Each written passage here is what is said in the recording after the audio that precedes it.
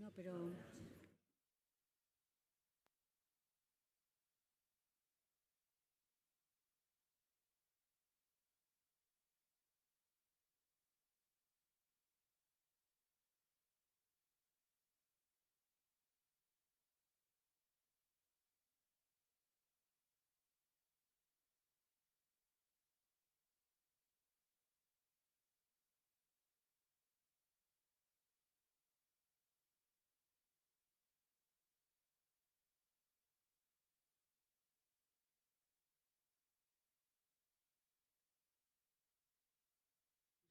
Sí, ahora, eso, gracias.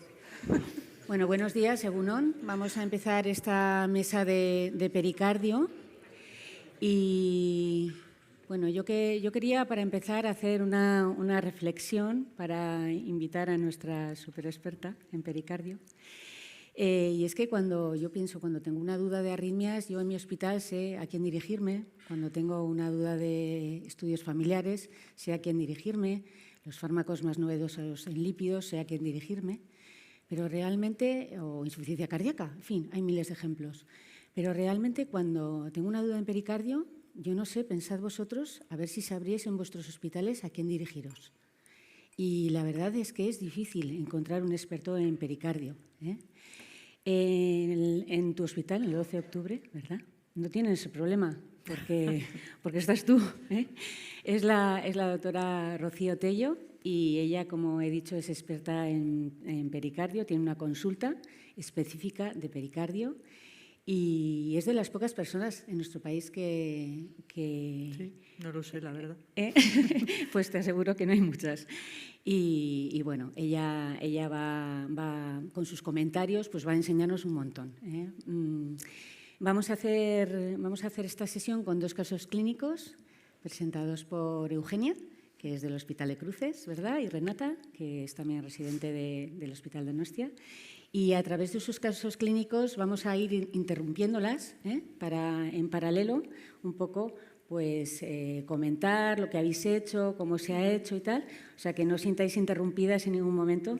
Va a ser un poco para no perderse, porque son casos complejos y uno puede ir perdiéndose a lo largo de la charla, ¿vale? O sea que, si os parece, no sé si quieres decir algo, Rocío. No, nada, daros las gracias, claro. Me parece muy agradable, me encantan estas reuniones así pequeñas. No sé si soy una experta, lo que sí es que llevo muchos años en esta consulta. Comentaba ayer con Sonia, riéndonos las dos, que esto surgió pues un poco cuando, en un momento dado, hace tiempo ya decidimos trabajar por procesos, ¿no? en el servicio. Y entonces se hicieron muchas reuniones y tal, y pues esto para las válvulas para no sé cuántos, lo otro así. Y cuando terminó toda la reunión, alguien dijo, oye, ¿y el pericardio? y nadie no se había mencionado y casi se nos olvida.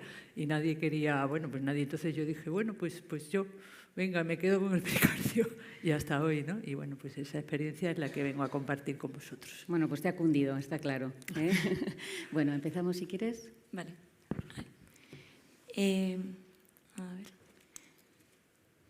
Bueno, yo soy Eugenia, que soy residente del Hospital de Cruces y os voy a presentar un caso de pericarditis recurrente e incesante en un paciente ANA positivo. Este es nuestro paciente, es un varón de 67 años, independiente, exfumador, hipertenso de difícil control, dislipémico y tenía sobrepeso. Y luego en consultas de pretrasplante en Valdecilla le encuentran hallazgos de ANA positivo, 1 de 100, pero es estudiado por autoinmunes y como no tenía clínica sugerente de enfermedad autoinmune, pues se le da de alta. En cuanto a la historia cardiológica, bueno, es un isquémico de larga data. En mayo de 2004 debuta con un infarto con elevación del ST, que se le colocan 2 stents en la DEA, y luego tiene unas lesiones en la CX no revascularizables. En 2011 ingresa en el Hospital de Valdecilla por una FV, se le hace un cateterismo y ven que los stents de la DEA están permeables, pero que en la derecha tenía una estenosis severa, entonces se le coloca un nuevo stent y el eco al alta habla de una FEBI severamente deprimida. En junio de 2011 ingresa de nuevo por un infarto con elevación del ST, KILIP3, y ven que la DEA tiene una oclusión proximal al stent, por lo que se le coloca un tercer stent en esta arteria. La fe vial alta sería de 34. En octubre de 2011 ingresa por una insuficiencia cardíaca congestiva, que incluso tienen que llegar a intubarlo. En el cateterismo, pues los stents están permeables y ven lesiones en la primera diagonal y en la CX que eran conocidas no revascularizables. Debido a la disfunción severa del OI, bueno, pues se decide un implante de DAI en prevención primaria en este año. Desde el 2018 he estado con disnea y angor de esfuerzo, pero bueno, más o menos estable, sin casi ingresos. Y luego en octubre de 2021 nos lo remiten a la unidad de la insuficiencia cardíaca del Hospital de Cruces con tratamiento médico optimizado. Un ergospiro que le hacemos más o menos aceptable y se inicia el estudio pretrasplante en Valdecilla. Y en septiembre de 2022, pues en una revisión de DAI, comienza ya con eventos arrítmicos, tiene 3 descargas apropiadas con TU polimórfica, entonces se inicia miodorona. Y desde noviembre del 22 lo tenemos también en la consulta pretrasplante en Valdecilla. Entonces tiene nuestro paciente un primer ingreso en junio de 2023 para un upgrade a DAI TRC. Después del procedimiento, bueno, pues comienza con un dolor torácico, características pleuríticas y PCR elevadas. Entonces vemos la herida quirúrgica no tiene datos de complicación, un TAC y una radiografía que descarta TEP, descarta neumotoras, no hay derrame pericárdico, pero bueno, se interpreta un poco el cuadro debido a la clínica, la PCR elevada, el electro pues no era valorable porque estaba estimulado. Se etiqueta de pericarditis pleuritis y se trata con AINES 2 meses, una pauta descendente y colchicina durante 3 meses. El paciente normaliza los ratantes de fase aguda, mejora del dolor hasta completa desaparición. Y 6 meses y medio más tarde, nuestro paciente vuelve a ingresar, cuenta 24 horas de dolor en emitoras izquierdo, irradiado que cambia con los cambios posturales. El paciente no tiene fiebre, la analítica destaca una PCR de 296, el electro pues tampoco es valorable porque está estimulado por el TRC y la radiografía es anodina. Entonces hacemos una ecografía, vemos la disfunción severa que ya conocíamos, una FEBI del 23 y sin derrame pericárdico. Entonces se le realiza un angiotac buscando un poco a ver si había TEP.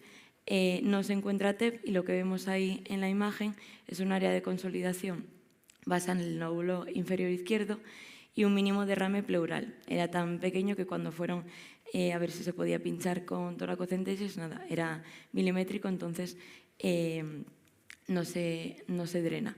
Y se diagnostica de neumonía adquirida en la comunidad.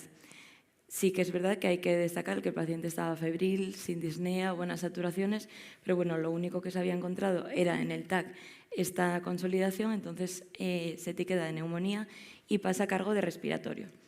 Se inicia ceftriaxona y acitromicina y el paciente pues no mejora, sigue igual y encima la analítica empeora, tiene una PCR de 425 y se cambia a piperacilina tazobactam con corticoterapia. A partir de este cambio de tratamiento desaparece el dolor pleurítico y desciende la PCR. Los hemocultivos y la antigenuria eran negativos y se le da de alta a nuestro paciente el 1 de febrero con 8 días más de amoxiclav y también pauta descendente de prednisona. Bueno, vamos a parar un poquito aquí para no perdernos. ¿Qué te parece, Rocío? Este segundo episodio, ¿no? Una pericarditis que parece recurrente, ¿no? Su tratamiento, ¿qué te parece? Es una recurrencia de una pericarditis que probablemente el primer episodio está relacionado con el implante del resincronizador, ¿no? Porque durante el implante tiene ya un episodio, ¿no? Y esto es en principio, sería una pericarditis pues injuria cardíaca, ¿no? Y se trata el primer episodio correctamente, ¿no? No sé si podemos dar para atrás. Sí. Y entonces esto es, y mejora, pero luego a los 6 meses pues vuelve a recurrir, ¿no? Un detalle, ¿no? El uso de AINES en el primer episodio, ¿no? Ahora tenemos más claro quizás que en pacientes coronarios es mejor usar aspirina, ¿no? Por aquello de bueno, pues que la aspirina es un medicamento que está indicado en la enfermedad coronaria. Es un pequeño detalle, un apunte, sí, ¿no? Y totalmente de acuerdo. aunque se pueden usar AINES, pero los AINES ya sabéis que los coronarios pues conllevan ciertos riesgos. El beneficio es a favor de usar aspirina. Bien, y a los 6 meses pues vuelve a hacer un episodio, ¿no? Sí, podemos pasar a la siguiente. Y entonces, bien, pues es un episodio llama la atención una PCR muy, muy alta. Destacar que las pericarditis agudas y especialmente las posinjurias pueden ser por poliserositis y pueden tener afectación pleural, incluso del parénquima pulmonar. Quiero decir, este diagnóstico de neumonía, pues sin fiebre y tal, bueno, no parece que responda muy bien a antibióticos. Se podría interpretar con el retroscopio, claro que ayuda mucho, ¿no? Como un episodio de poliserositis, ¿no? Bien, y entonces se toma una decisión que es usar corticoides directamente, ¿no? No usar antiinflamatorios, ¿no? Y esto en base a... Yo creo que aquí no se diagnostica de una pericarditis, aquí se diagnostica de una neumonía y el dolor Ya. asociado a la neumonía. Yo creo que el corticoide es por broncoespasmo difícil. Ah, vale, bien, bien. Pauta descendente tan rápido los respiros. Vale. No, en este episodio se etiqueta de neumonía. De adquirida en la neumonía, comunidad. vale, Eso bien. es. Yo planteo la posibilidad de que fuera una recurrencia, ¿no? En el escáner. En el escáner, porque eso al final te desorienta un poco. Sí, desorienta, sí. Te Aunque no desorienta es... porque te tira más hacia una patología pulmonar inflamatoria infecciosa y no te dice, porque tenía dolor torácico, no pleurítico, yo creo, ¿no? Este paciente. Entonces, claro, no te dice nada de... Porque muchas veces yo el diagnóstico lo he hecho por TAC, dolor torácico recurrente con esfuerzo normal, no sé qué, TAC coronario, ¡pum!, inflamación de las capas pericárdicas en gente que no tenía un dolor ni tan típico ni tanta inflamación. Entonces yo creo que aquí a mí me hubiera despistado como clínico que el escáner no me diga que tiene inflamación pericárdica. Sí, despista, sí. Que igual no la tenía, sí. Pero bueno, hay que decir que un escáner normal no descarta una pericarditis. Este es el concepto que hay que llevarse. Pero es verdad que... Pero sí, claro. No, estos pacientes nunca son fáciles. Este además tiene para seguir. Para seguir, sí. Pues nuestro paciente se fue de alta el 1 de febrero con buen estado general. El 10 de febrero termina los corticoides y el 12 de febrero empieza de nuevo con ese dolor pleurítico que había presentado anteriormente en el inhibitor izquierdo. Y además 2 días de febrícula. Entonces ingresa el 14 de febrero, el electro, pues como siempre estimulado, la analítica una PCR de 162 y aquí sí que pues pensamos en una pericarditis ya a posteriori y se inicia AINES y colchicina. Le realizamos un eco que tenía pues, la FEBI que sabíamos, 23%, y un derrame pericárdico ligero, moderado. Podéis ver ahí en la segunda imagen que posterior pues, llegaba hasta unos 6 centímetros, en el lateral izquierdo 1 centímetro y bueno, sin compromiso de cavidades. Entonces, tras el inicio de AINES y colchicina, nuestro paciente no mejora, así que no, que sigue empeorando, tiene mayor dolor pleurítico, más sensación distérmica. Entonces, suspendemos los AINES e iniciamos pulsos de metilprednisolona. Y aparte, pues como tenía esta historia autoinmune, hacemos una interconsulta a autoinmunes. Autoinmunes, bueno, lo valora y sí que les parece que puede ser una pleuropericarditis recidivante en un paciente con ANA positivo. Como veis aquí debajo, esto no sé si... No. Vale. En la imagen de abajo, las guías de 2025, bueno, pues nos hacen ver que en un paciente con incluso ya solo una recurrencia, pensar que aparte de algo infeccioso puede ser algo antiinflamatorio o autoinmune. Entonces, la analítica de nuestro paciente sigue con los reactantes en ascenso, una PCR de hasta 345 y se lo trasladan autoinmunes a su cargo. Comienzan con pulsos de metilprednisolona de 250 hasta completar 4 dosis y añaden al tratamiento Dolquine. Vale. Aquí ya estamos empezando a hablar de tratamientos serios, ¿no? Sí. De segunda línea. Hubiera sido ideal si este paciente, que no se pudo, hubiera sido ideal hacer una resonancia que nos Sí. hubiera dado un montón de información sobre la afectación del pericardio y de la pleuria, su existencia de edema o de realce tardío, ¿no? Pero no se podía, entiendo, por el resincro, Por el ¿no? resincro Por el y el DAI DAI del 2011. eso Vale, es. así que lo hacen un poco, el diagnóstico es un poco en base al dolor pleurítico izquierdo, todo, ¿no? Y Eso a la es. elevación de la PCR y al derramito pericárdico Sí. que tenía. Bien. ¿Seguimos? Y eso, bueno, aquí os recojo que en las guías de 2025 la hidroxicloroquina, bueno, pues la mencionan como que ha demostrado un efecto ahorrador de esteroides y de mayor supervivencia sin brotes.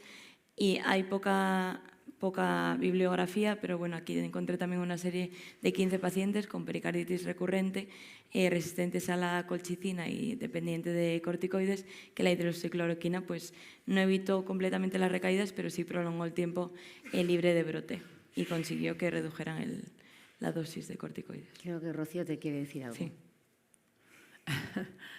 En esta se hace un a ver, el caso tiene un giro, ¿no? Y se hace un planteamiento de enfermedad, de tratamiento específico para enfermedad autoinmune, ¿no? Bien, está basado en la presencia de los ANAS, pero cabría destacar que el paciente no tiene otros estigmas de enfermedad autoinmune, ¿no? Entonces, se toma esa decisión.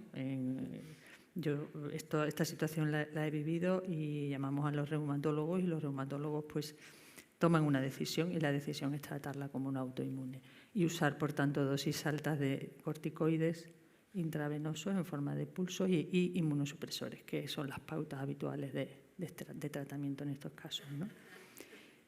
Y bueno, pues es una decisión que se toma y vamos a ver qué evolución tiene. Luego, el 17 de febrero, tiene mejoría clínica, empieza con deposiciones diarreicas, entonces suspendemos la colchicina y se le hace un eco días más tarde con resolución del derrame.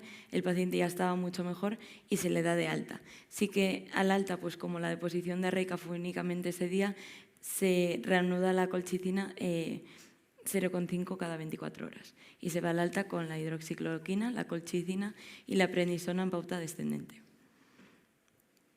Entonces, al alta tiene la primera revisión, sí que destacar que el seguimiento era conjunto entre autoinmunes, que iba casi 4 veces al mes a visitarlos, y cardiología de insuficiencia cardíaca. Entonces, inician el seguimiento. A los pocos días reaparece el dolor torácico pleurítico, ¿no? Sin fiebre. En la ecoscopia tiene un mínimo derrame pericárdico y lo que se decide en la consulta de autoinmunes es volver a hacer 3 pulsos de metilprednisolona y posteriormente prednisona 7,5, la colchicina aumentarle cada 12 horas y el dolquine, que se había ido de alta con 200 miligramos al día, aumentarlo a 400. ¿Un comentario? Bueno, sí, el comentario es que, bueno, parece que no acaba de... No tenemos las PCR de seguimiento que hubieran... Es una PCR, partimos de una PCR muy alta, ¿no? Sí. Estas PCR tan altísimas no son muy frecuentes. Es muy llamativo, ¿no? Y luego no tenemos qué evolución toma con la... La tengo en la última diapositiva. Sí que después de los ingresos en el seguimiento, él clínicamente estaba peor, pero las PCRs tampoco eran demasiado elevadas.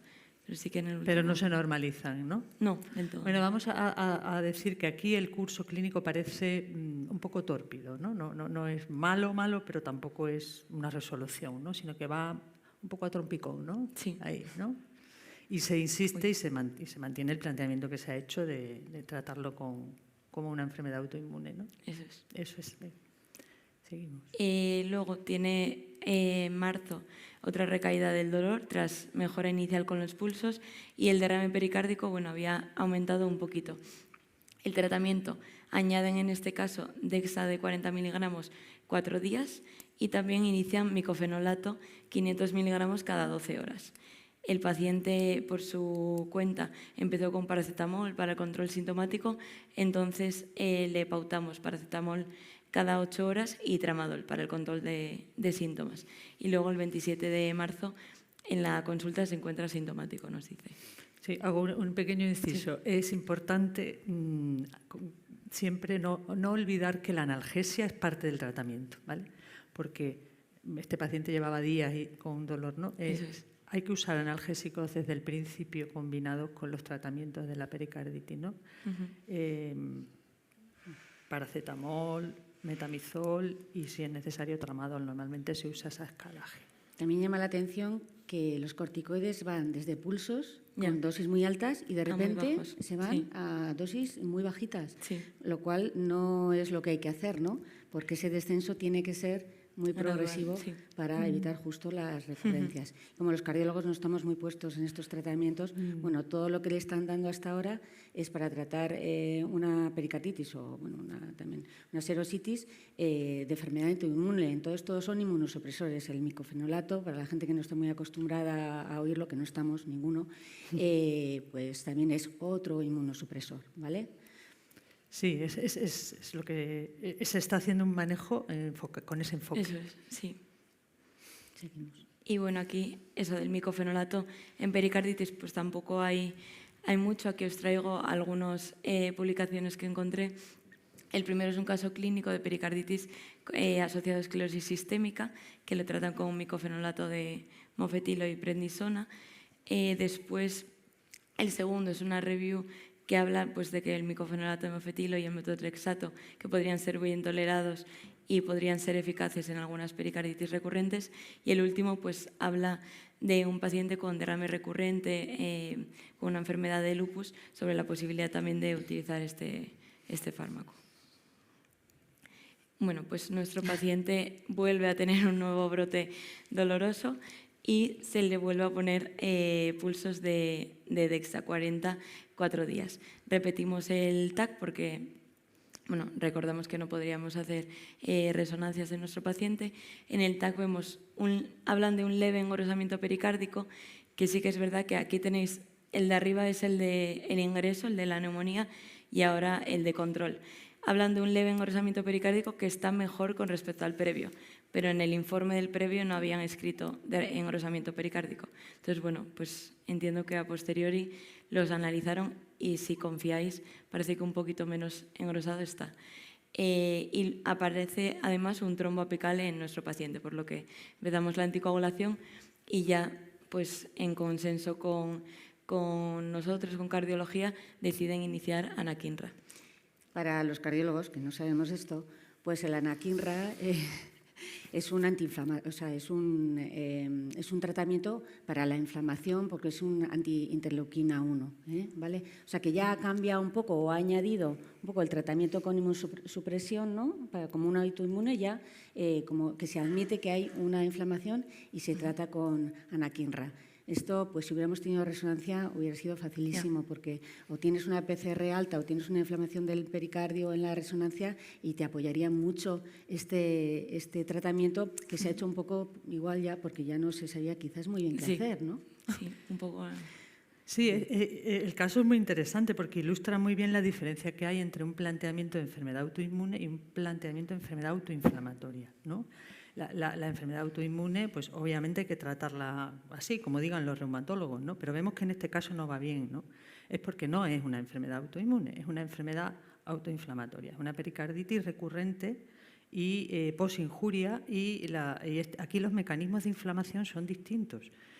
Aquí lo que prima es la activación del inflamasoma y la activación de las interleuquinas, ¿no? Mientras que las enfermedades autoinmunes, pues yo no soy reumatóloga, ¿no? Pero están mediadas a veces por el complemento, a veces por los macrófagos neutrófilos, a veces por los linfocitos y tienen sus tratamientos específicos. Entonces, vemos ahora que se produce este nuevo giro, ¿no? Que ante la desesperación, porque esta es auténtica desesperación y además yo doy fe, ¿no? De que esto es desesperante, pues se decide, ¿no? Dar un giro y tomar una decisión y añadir anakinra. Eso es. Eso es. Y un poco aquí. Perdón. Sí, no. Tiene mucho sentido que teniendo una PCR tan alta, además. La anakinra, los antiinterleuquinas son muy eficaces cuando el fenotipo es muy inflamatorio, ¿no? Y este es un caso con unas PCR, no olvidemos, de 400. Sí.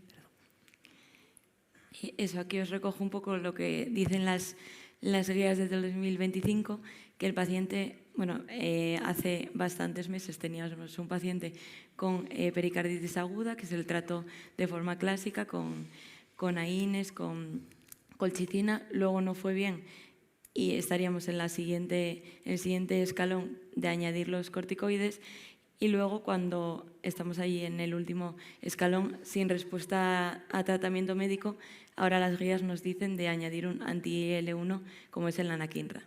Y como comentábamos, pues aquí debajo en las recomendaciones es 1A añadirlo en estos pacientes, sobre todo hablan de pacientes que tengan una PCR elevada y que tengan datos de inflamación, como era nuestro caso. Bueno, el paciente en las siguientes consultas ya estaba con anakinra y micofenolato, sin dolor torácico, la prednisona bajada ya a 5 miligramos al día, y se le realiza un PET. En el PET no tenemos captación inflamatoria ni de los cables del DAI ni de la serosa del pericardio.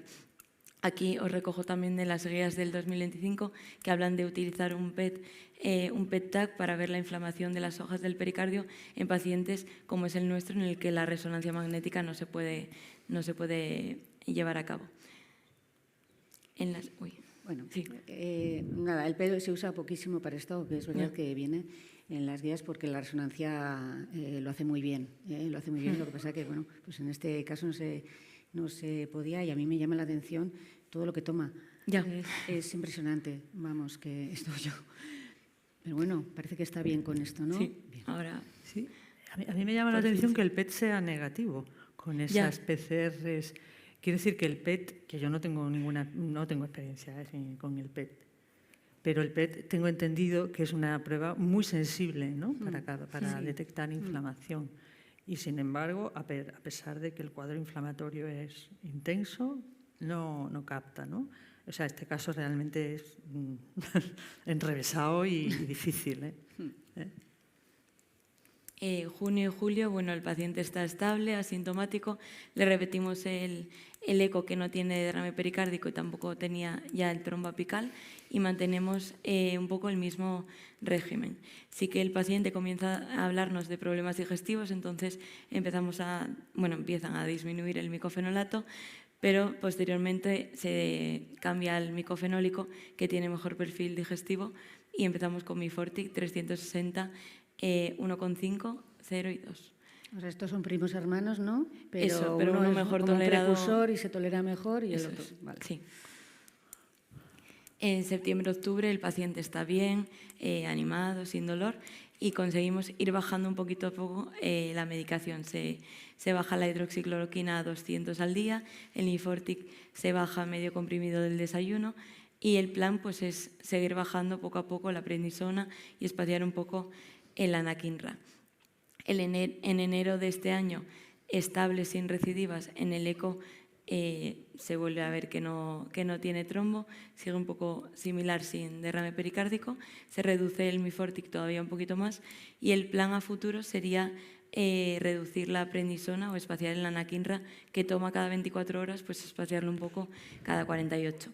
Solo que en abril, cuando íbamos a hacer un poco esto, en la consulta de autoinmunes pues les comenta que está pendiente de una cirugía de hernia, que a día de hoy el paciente pues sigue en lista de espera esperándola, y han decidido los reumatólogos esperar un poco, mantener el tratamiento para tener estable al paciente, y ya posterior a la cirugía intentar ir bajando. Entonces, los últimos controles, el paciente sigue bien, sin recidivas, el tratamiento sigue siendo el Mifortic cada 12 horas, anakinra diaria, el Dolquin en 200, la colchicina cada 12 y la prednisona de 5. Y en un futuro, en cuanto le operen, pues la intención es ir bajando. Y aquí tenéis las PCRs que decíamos que no se ven bien las fechas, pero los picos son sobre todo ingresados. Luego al alta en el control evolutivo sí que se habían normalizado bastante. Y nada más. Sí, Muy interesante. Habrá que ir quitando, ¿no? Todo A ver, eso, ¿no? sí, Un poco. la mejoría se produce claramente cuando se inicia la anaquimra, Sí. ¿no? Quiero decir, esto, claro, habla a favor de que este caso no es un caso autoinmune, es un caso de, como hemos dicho, pericarditis recurrente posinjuria cardíaca, con un fenotipo muy intensamente inflamatorio. Las desescaladas también hay que tener un poquito una idea, ¿no?, de cómo ir haciéndolas, ¿no? La colchicina siempre es el último que se quita y puedes tenerla años si quieres. Y además es bueno porque siempre deja un fondo, ¿no?, de efecto antiinflamatorio crónico, y en el caso de este enfermo coronario, con más razón, puesto que también siendo coronario le va bien. Los Mifortic y Dolquines lo que están haciendo es permitir la desescalada de los corticoides. Así que yo dejaría la colchicina para la última, empezaría a bajar la prednisona.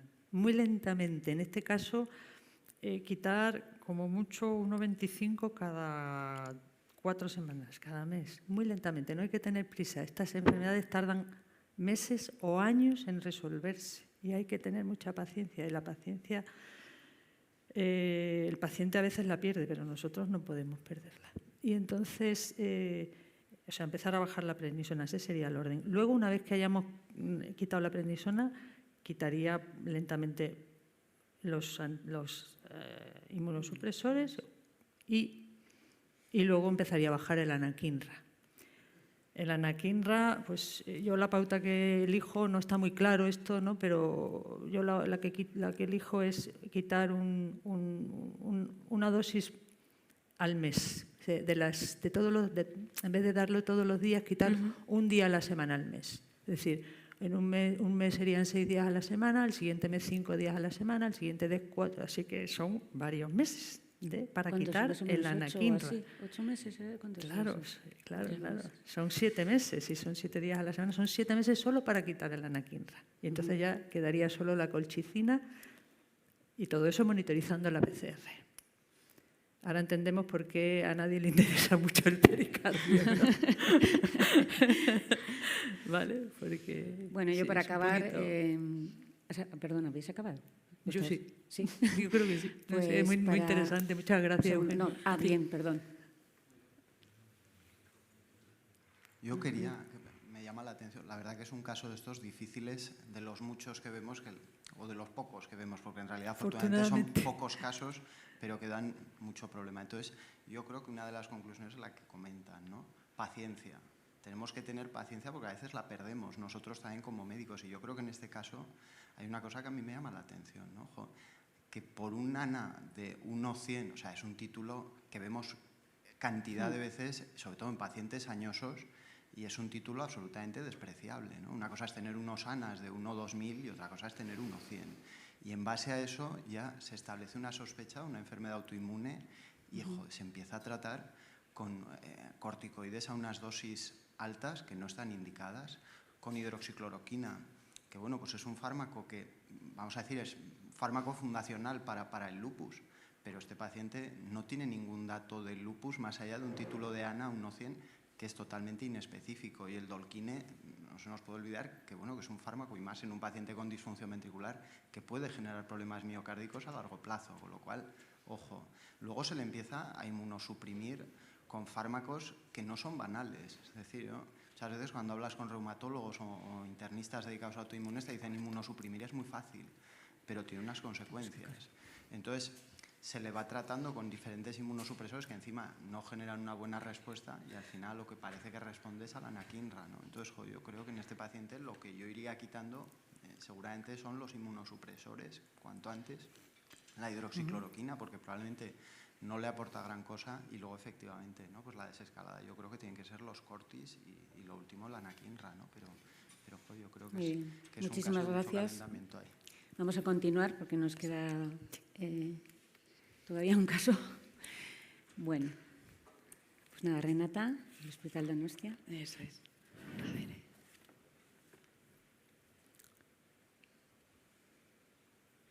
No sé si está. Bueno, también Bueno, mientras te lo ponen. Ya está. Sí. Vale, bueno, yo me llamo Renata, soy residente del Hospital Universitario de Donosti y os presento este caso, que va a ser un caso de pericarditis constrictiva posquirúrgica. Entonces, os presento a un hombre de 62 años, exfumador y SAOS en tratamiento con CEPAP. Tiene una historia cardiológica pues, bastante larga, le conocemos en 2012 cuando pues, a raíz de un screening familiar se le diagnostica una válvula aórtica bicúspide. En el 2017 se le pone un marcapasos por un bloqueo AV completo. En el 21, en ese seguimiento de esa válvula aórtica bicúspide, le diagnosticamos una estenosis aórtica severa, que entonces es asintomática.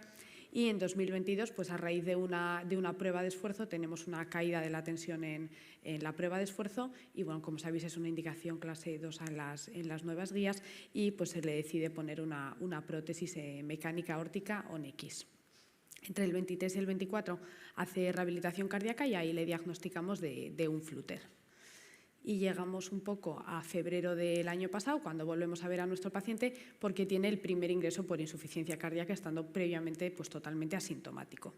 Entonces, el paciente nos cuenta una clínica, sobre todo de insuficiencia cardíaca derecha, edemas, aumento de peso, ascitis. Ella, su médico de cabecera, había empezado algo de diurético oral en domicilio, pero a pesar de ello, pues el paciente había ido empeorando. Una placa que tampoco tiene muchos datos de congestión pulmonar, un electro que es el suyo previo, un flúter con estimulación ventricular. Y además, pues, si nos fijamos en la analítica, pues un deterioro progresivo en las pruebas de función hepática y también un fracaso renal, que veis ahí la creatinina que casi había llegado hasta 2 en este ingreso, estando previamente normal. Y bueno, cuando le preguntábamos al paciente un poco cuándo creía que habían empezado los síntomas y cuando opinábamos las analíticas, cuándo había empezado a empeorar tanto el riñón como el hígado, pues coincidía todo bastante con agosto de 2023, que es cuando se le pone esa prótesis mecánica. El paciente ingresa en nuestro servicio, pues le hacemos una ecografía, vemos que la prótesis mecánica está bien, es normofuncionante, gradientes normales. Y bueno, aquí ya en estos planos del 4 cámaras pues nos llama la atención ese movimiento del septo, que no parece solo un poco por el cable de marcapasos y podría ser ese rebote septal, dilatación biauricular. Y luego también veis ahí en el par externar que igual se ve mejor pues ese movimiento del septo y en el modo M esa muesca pericárdica. Es verdad que no teníamos pues, otros datos de fisiología constrictiva, no había variaciones respiratorias del flujo mitral, tampoco teníamos ese annulus reversus. La vena cava inferior sí que estaba fija y dilatada y no veíamos tampoco esa inversión típica del flujo en las venas suprahepáticas. Simplemente esto pues, para comentar estos datos típicos de la pericarditis constrictiva, con el engrosamiento de las hojas pericárdicas, el rebote septal, las variaciones respiratorias tanto en la mitral como en la tricúspide. Y bueno, en nuestro paciente veíamos algunas de estas cosas. Es verdad que estaba en flúter, era un poco difícil de valorar. También tenía el cable de marcapasos. Y bueno, mencionar que en las guías, tanto en la europea como en la americana, pues hay una serie de algoritmos diagnósticos donde simplemente por ecografía ya podemos diagnosticar una pericarditis constrictiva. En nuestro caso, digamos que nos quedábamos un poco a la mitad, solo con la ecografía, y no podíamos llegar al diagnóstico definitivo. Bueno, por parar un poquito aquí, porque sí que en la pericarditis constrictiva, pues, bueno, la primera prueba es el eco y se nos pasa muchas veces porque no es fácil el diagnóstico, ¿no? Entonces, el rebote septal realmente, bueno, en 2D lo puedes confundir con un aplanamiento por sobrecarga derecha, lo puedes confundir por una anomalía de la septal por un bloqueo de rama izquierda, bloqueo de rama derecha, marcapasos, posoperatorio, y él tenía marcapasos y posoperatorio. Así que es más fácil de identificar en modo M, ¿no? Es de pequeña amplitud. Y luego la EA mayor que elevada, pues la verdad que cuando están en fibrilación en flúter o en ritmo de marcapasos, pues también te quedas que no sabes qué hacer. Y la dilatación de la cava, pues cualquier insuficiencia cardíaca que se precie de cualquier origen, pues te puede dar una dilatación de la cava, ¿no? A veces hasta los sanos tienen. Entonces, bueno, por ahí no hay mucho que rascar. Quizás lo que tenga más valor diagnóstico, que viene en esa tabla, o a mí me parece que vale más, es la interdependencia interventricular y cómo el septo interventricular se desplaza hacia la izquierda con la inspiración, ¿no? Eso sí que es un dato que hay que tener muy en cuenta. Y luego, aunque no se ha salido, a mí me gustan muchísimo los datos de Doppler tisular, ¿Por qué? Porque son datos muy objetivos. No te hace falta ser ningún experto. O sea, el R que esto puede obtener el Doppler tisular y puede obtener sus velocidades. Y es muy raro que un señor de 70 años, un perfil de paciente que tiene una pericarditis constrictiva, tenga una E mayor de 8.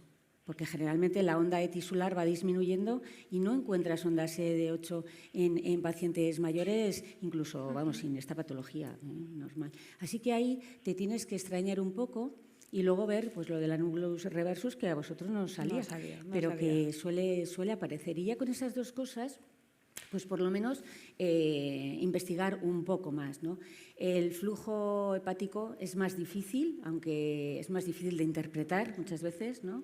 El flujo reverse diastólico. Y de los datos que hay ahí, bueno, lo de la cava superior, esto no lo vemos.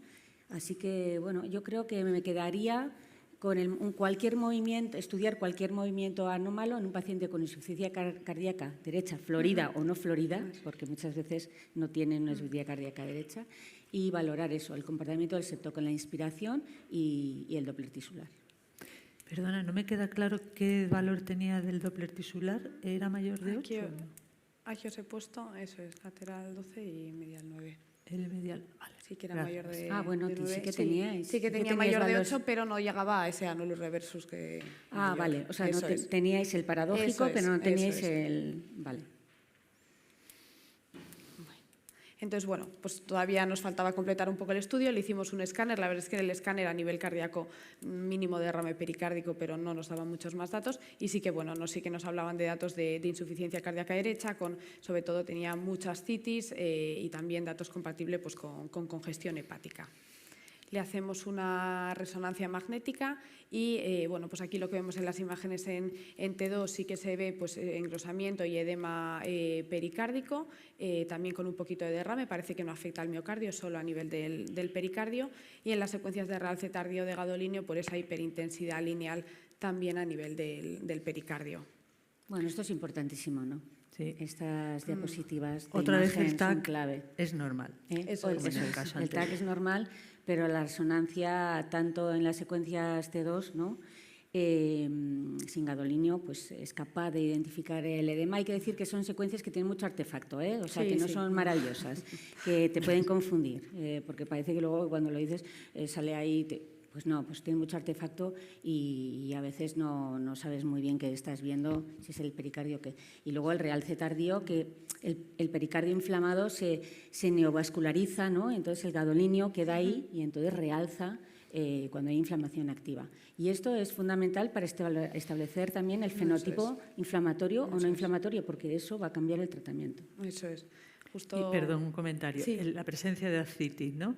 Sí. La pericarditis constrictiva, o la constricción, la fisiología constrictiva, suele debutar con un cuadro de insuficiencia cardíaca, pero que predomina más la congestión a nivel abdominal, hepática, genitales, el hidrocele, frente al fenotipo de la insuficiencia cardíaca crónica, que es más edema periférico, ¿no? Esto es así y muchas veces los pacientes con constrictiva vienen de digestivo por cuadros de hepatopatía, de hígado de éstasis severo. Comentario clínico. Tienen mucha distensión abdominal y poco edema maleolar, ¿no? Nada, eso un poco lo que comentaba Sonia, pues la importancia de la resonancia para ver esa inflamación que luego pues, nos va a ayudar a guiar el tratamiento. En nuestro caso todavía, bueno, pues queríamos confirmar un poco más el diagnóstico y terminamos haciendo un cateterismo derecho y así aquí sí que veíamos datos de fisiología constrictiva, veis esa onda ahí descendente prominente, esa morfología de raíz cuadrada, eso es la presión del ventrículo derecho, sí que veíamos el signo de Kussmaul con el aumento de la presión venosa central de inspiración y esas variaciones respiratorias. Bueno, a ver, cuestiono. ¿Era necesario hacer esto para llegar al diagnóstico? Es verdad que en la resonancia teníamos inflamación, sí que teníamos ese realce, pero, por ejemplo, no nos daban los datos de interdependencia ventricular, no se veía claro en la resonancia. Es verdad que las imágenes tampoco eran las mejores, entonces, bueno, puede ser que igual no hubiese hecho falta del todo, sí. También paciente con... A lo mejor sí, hacía falta, pero entonces si queremos ver interdependencia ventricular hay que hacer el cateterismo simultáneo del derecho, del izquierdo, con respirómetro y ver la variación del área sistólica con la respiración. Es decir, puede que un cateterismo esté indicado, en este caso puede que lo estuviera teniendo en cuenta los riesgos, es un paciente con marcapaso, un paciente con una prótesis que hay que suspender la anticoagulación, pero si nos lanzamos a hacerlo, debemos hacerlo demostrando interdependencia, que es lo que realmente define el diagnóstico. Sí, no se cruza el ventrículo izquierdo por la prótesis mecánica. Claro. Pero sí, era todo...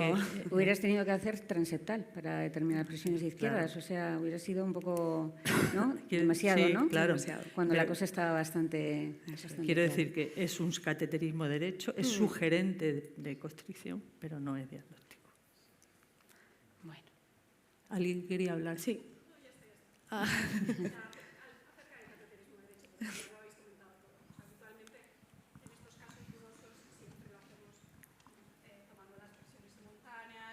Claro.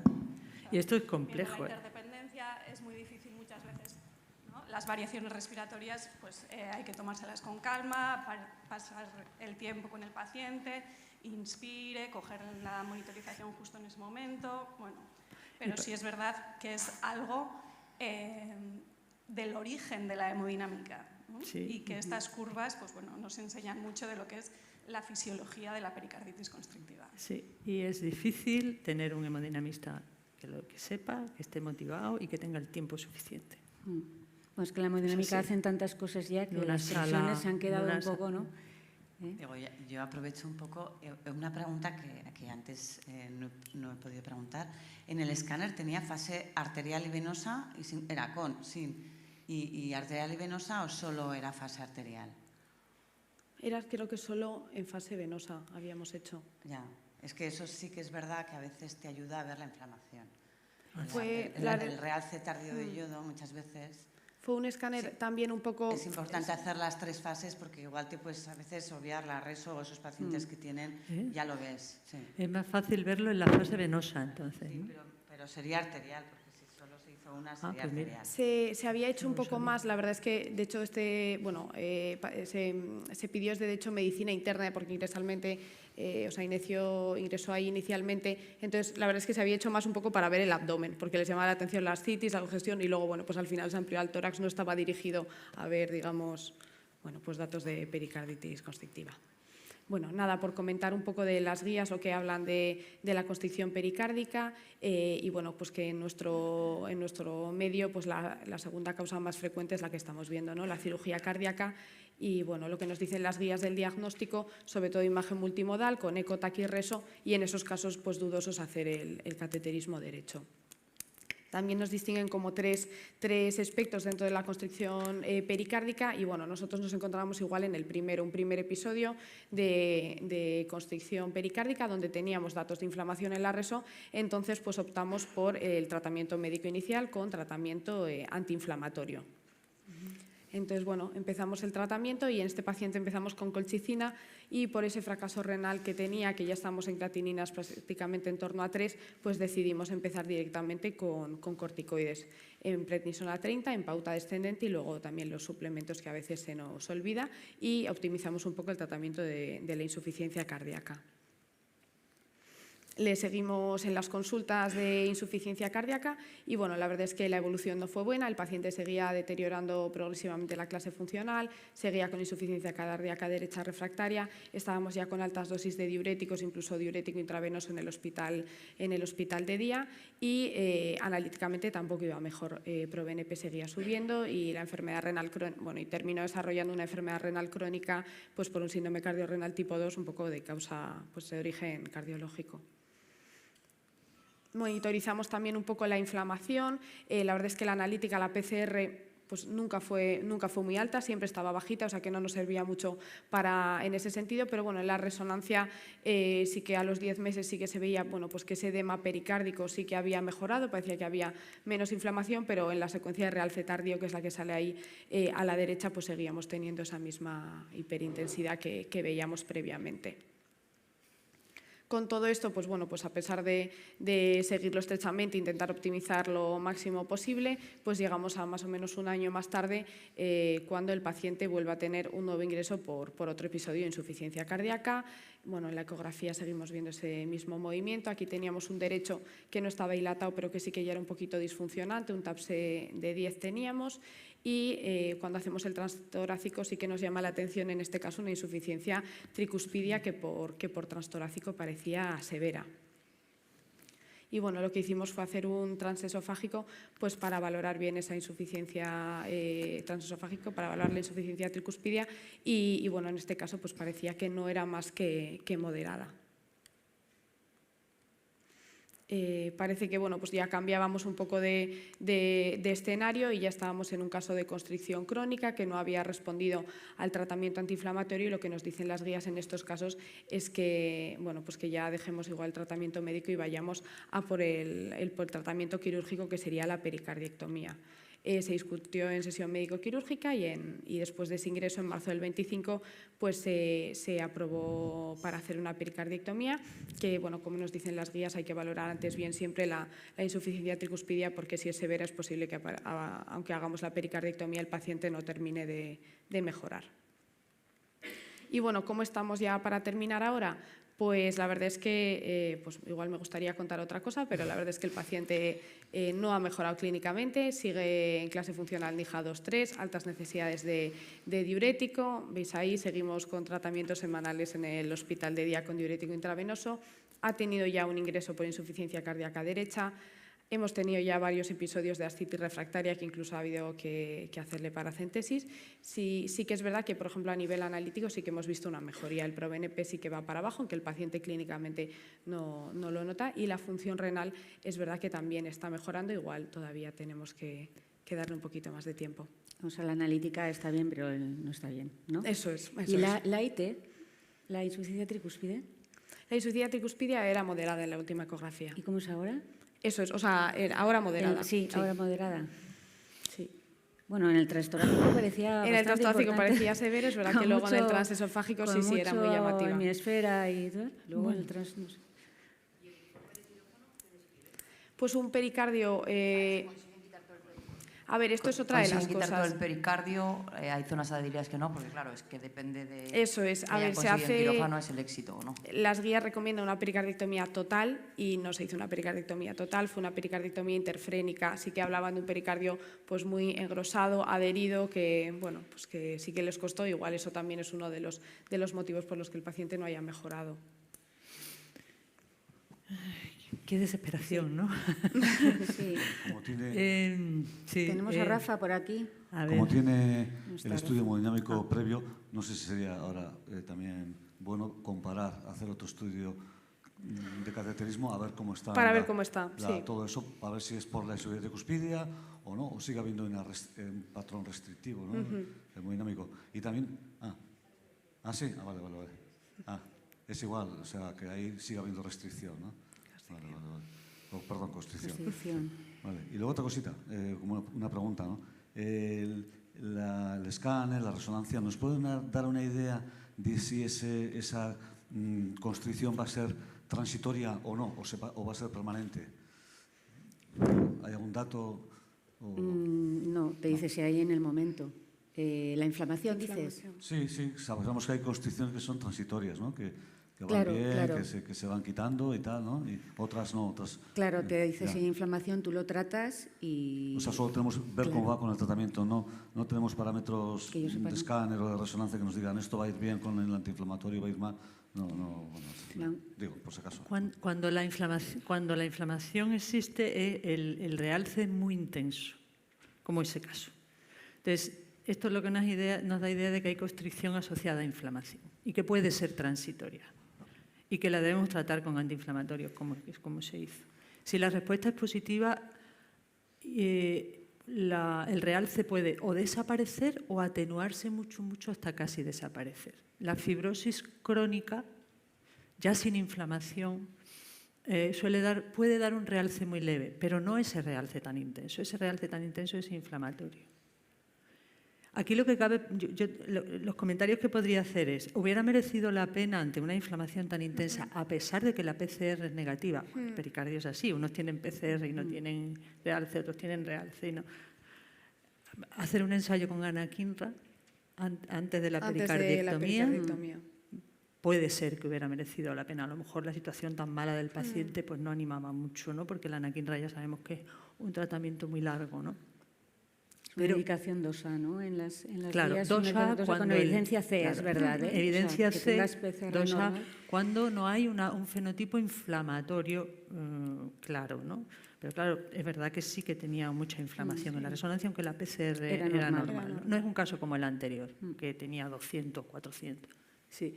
Esa es la primera pregunta que yo hago. Yo lo que sí que hubiera ido es al parte quirúrgico primero. O sea, primero, ¿qué pasó en la cirugía? ¿Se cerró el pericardio o no se cerró? Que al ser valvular probablemente sí. No lo tenemos. Oh, mira, no está ahora Rafa, ¿no? hay un cirujano. Está Rafa. Sobre todo ver si hubo alguna complicación en la cirugía, ¿no? Si sangró o no sangró. Porque realmente, aparte de la pericarditis quirúrgica, que es inflamatoria, tal, que es a salir bien. Pero, perdona, ¿te refieres a la primera cirugía o a la primera? A la primera. Vale, a la primera, ¿no? Nosotros, cuando hay una pericarditis posquirúrgica o una constricción posquirúrgica, primero, súper importante, ¿qué pasó en la cirugía, no? ¿Ese pericardio se cerró, no se cerró? Pues eso ya es valvular, probablemente sí. Ir al parte quirúrgico a hablar con cirugía. ¿Sangró el paciente? Un sangrado posquirúrgico, eso sí que es una injuria de verdad. Y el pericardio ahí, la constricción es mucho más probable. Porque si es una pericarditis inflamatoria, desde luego nuestra experiencia es siempre que haya inflamación, esperar y no operar hasta que desaparezca la inflamación.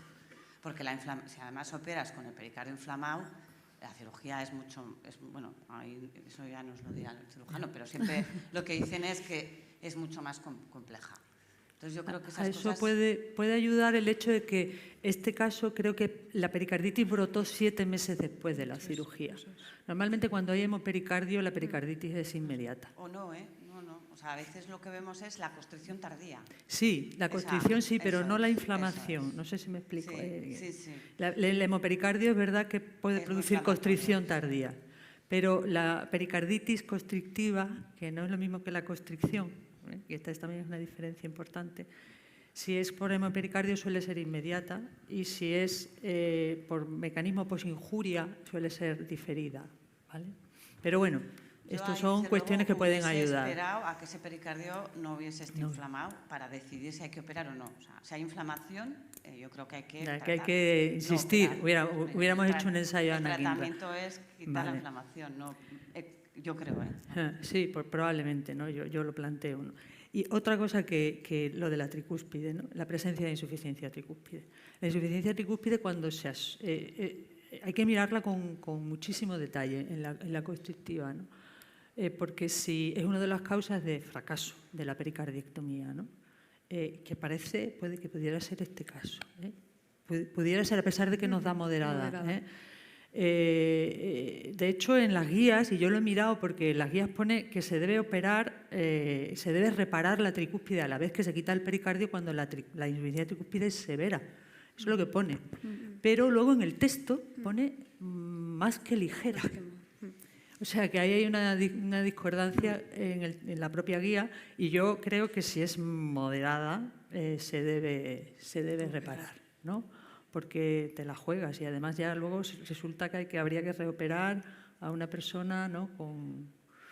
Y este paciente además tiene más factores, tiene la FA que produce IT, tiene el cable, es decir, que es muy fácil que esta IT sea más de lo que estamos viendo y de hecho ahí tenéis un fotograma con una IT importante. Yo creo que una de las causas por las que no ha ido bien es porque no se reparó la IT y a lo mejor lo tenéis que plantear. Muy interesante bien. También. Pues yo creo que lo dejamos aquí. ¿Alguna pregunta? ¿No? Bueno, pues muchísimas gracias, Rocío, por venir. Nada, a vosotros. Encantada de haber estado aquí. Y a Renata y a Eugenia por los casos que han sido muy motivadores. Gracias. Gracias.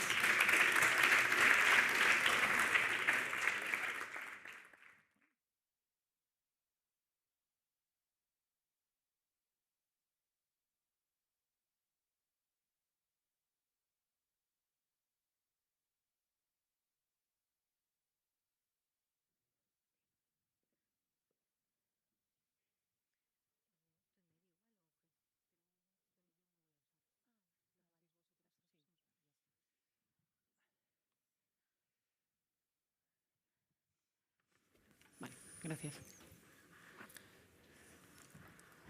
Vale, bueno, pues buenos días a todos y gracias por estar aquí desde el punto de la mañana. Entonces, bueno, yo soy Cristina Güena, soy ahora la coordinadora del grupo de trabajo de IC, de la Sociedad Vasco-Navarra, y tengo la suerte de poder moderar en esta sesión a Ainara Lozano, del Hospital Universitario de Basurto, y a Juanjo Gavira, de la Clínica Universidad de Navarra.